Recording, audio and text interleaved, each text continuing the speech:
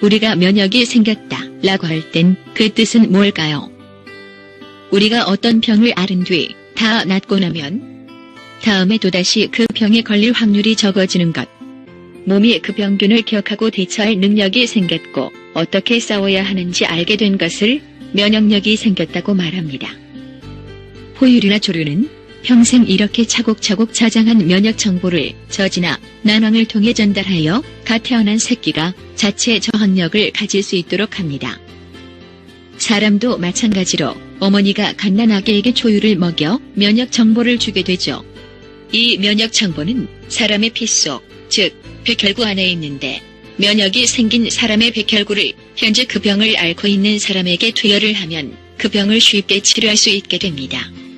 1949년 뉴욕 대학의 샤우드 로렌스 박사는 이러한 방법으로 결핵 환자를 치료하다가 면역 전달 물질을 최초로 발견하였고 이것을 트랜스퍼 팩터라고 이름 지었습니다.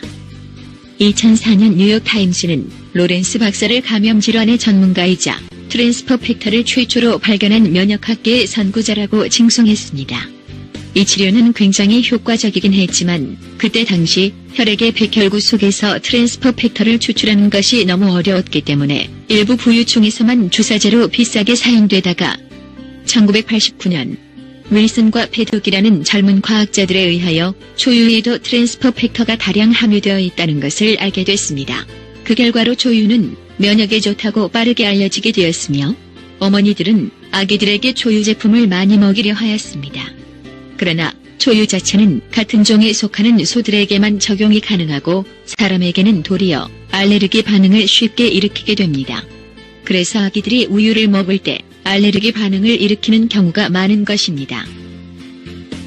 그러나 놀랍게도 트랜스퍼 팩터는 다른 중간에도 사용할 수 있고 부작용도 전혀 나타나지 않습니다. 이 사실은 의약품 제조업계에 혁명적이라고 할 만큼 폭발적인 변화를 가져왔고 많은 과학자들의 관심을 받게 되었습니다. 그래서 초유에서 트랜스퍼 팩터를 추출하는 것이 관건이었습니다. 초유에서 트랜스퍼 팩터를 추출하는 기술이 개발되고 제품으로 만들어지는 것까지는 어마어마한 제조비와 투자비가 들어가야 가능했죠. 그러던 1996년 미국의 데이빗 리손비라는 성공적인 사업가가 건강에 관심을 가지고 서적을 뒤지던 중에 오래된 논문에서 트랜스퍼 팩터라는 물질을 발견합니다. 흥미를 가지고 더욱 연구를 하던 그는 이것이 이 세상 모든 사람들에게 필요한 것이라는 확신을 가지게 되었습니다. 데이빗은 그가 가진 재산을 투자하여 회사를 만들고 대규모 연구비를 들여 소위 초유로부터 트랜스퍼 팩터를 추출하는 데 성공하였고 나아가 알을 낳는 동물도 난황에 트랜스퍼 팩터가 함유된 것을 발견하여 이 두 가지 추출한 것을 섞어 사람이 먹을 수 있는 최초 캡슐제 트랜스퍼 팩터를 만들었습니다. 홀라이프라고 이름한 이 회사가 만들어 특허를 획득한 트랜스퍼 팩터는 곧 과학자들의 연구 대상이 되었고 학회가 만들어지며 논문과 페이퍼, 기사 등 많은 데이터를 쏟아내게 되었습니다. 자 그럼 이제부터 트랜스퍼 팩터의 대표적 기능과 특징을 알아볼까요? 첫 번째 우리가 주목할 트랜스퍼 팩터의 기능은 탁월한 면역 향상력입니다. 러시아 메디컬 사이언스 아카데미의 박사팀이 실시한 연구조사에서 트랜스퍼 팩터는 암, 바이러스를 잡아먹는 면역세포인 NK세포의 활동성을 283%나 높이는 것으로 나타났습니다. 트랜스퍼 팩터 플러스의 경우 믿을 수 없게도 437%나 올리는 것으로 나타났죠. NK세포가 강하면 면역이 떨어져서 걸리는 암, 감기, 감염 등을 예방할 수 있습니다. 두 번째 트랜스퍼 팩터의 기능은 반대로 면역 과잉 반응을 억제할 수 있는 것입니다. 필요 이상으로 너무 높아진 면역을 낮춘다는 이야기입니다. 해가 되지 않는 꽃가루 같은 것에도 콧물이 나오고 재채기를 등 T세포가 과도하게 반응하는 것을 면역 과잉 반응이라고 하는데 알레르기, 아토피, 천식, 꽃가루 알러지 등으로 의외로 많은 분들이 앓고 있는 질병이지요. 트랜스퍼 팩터는 이를 매우 효과적으로 정상 상태로 되돌려주는 역할을 하기도 합니다.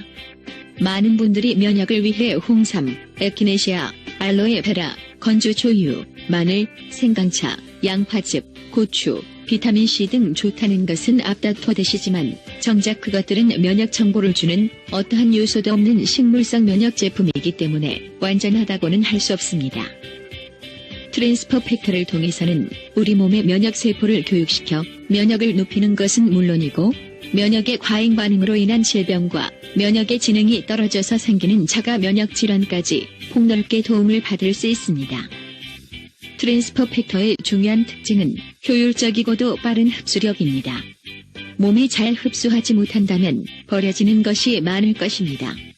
초유는 인간의 몸에 흡수가 잘 되지 않아 90알을 먹었을 때 어떤 효과가 나타난다면 동일한 효과를 보기 위한 트랜스퍼 팩터의 용량은 단 3알입니다.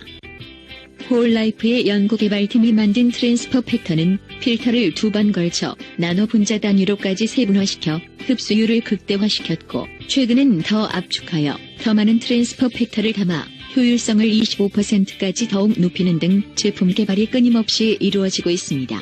흡수는 곧 속효성과도 밀접한 관계가 있는데 얼마나 빨리 효과가 나타나냐는 것이 의사들에게는 가장 관심을 끄는 사항일 것입니다.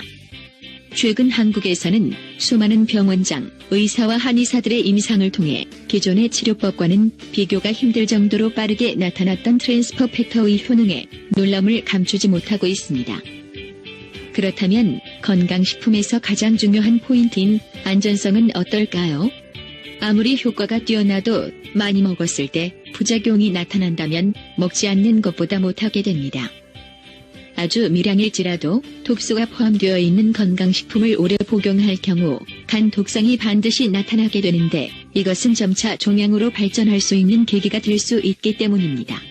그만큼 청정하고 그 성분에 있어서 전혀 독성이 없어야 한다는 것은 건강식품으로서 대단히 중대한 문제입니다.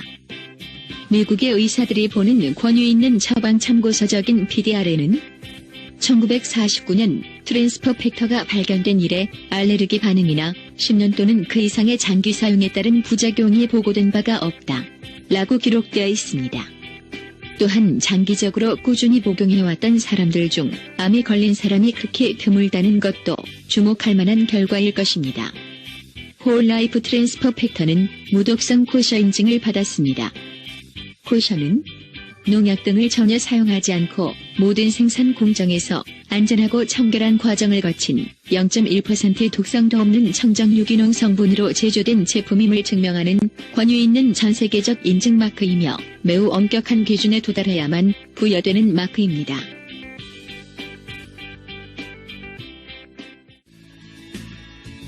홀라이프 트랜스퍼 팩터를 드실 때 주의할 점은 호전 반응을 잘 이해해야 한다는 것입니다.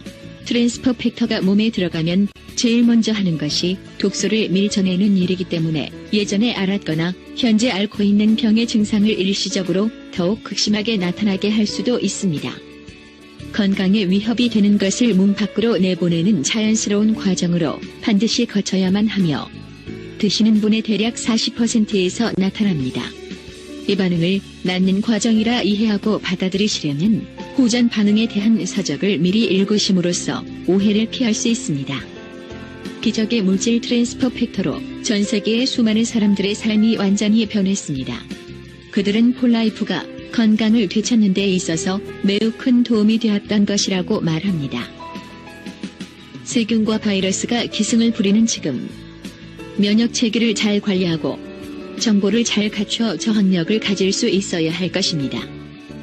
앞으로 면역 건강의 중요성은 점점 더 화두가 될 것이며 이에 면역과학의 최전선에 있는 홀라이프 트랜스퍼 팩터는 여러분과 소중한 사람들의 더 나은 건강과 더 나은 삶을 위한 최선의 방책이 될 것입니다.